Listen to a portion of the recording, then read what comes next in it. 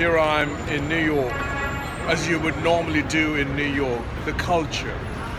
The culture means the behavior of that location. And what I could say is that most important that our human mind is never to be conditioned in a way, that human way of life, in its place and its location, is not adapted. And people say it's their culture. People say it's their way of doing things. Here I am in New York, Grand Central, here at the East 45th Street, eating and walking through the city. And much of the time, what's really interesting is that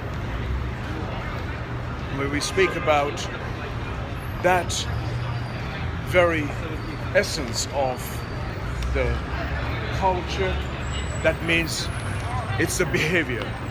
This will be all very busy this evening, and it's a Friday.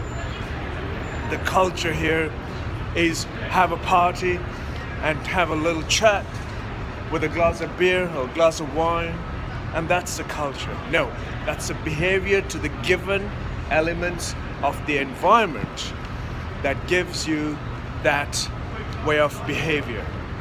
So when we talk about culture and the way of life, no, it's the behavior that very much projects the individual's mindset and the following of that.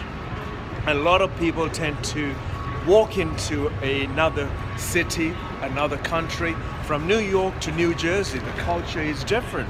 The behavior is different because the environment is very different. In Manhattan here in New York, the environment is busy, money making, very fast moving, and hence why the environment itself is surrounded with those elements, given known elements for the humans to behave. And that in turn makes the culture of a New Yorker, they call it, is from New York.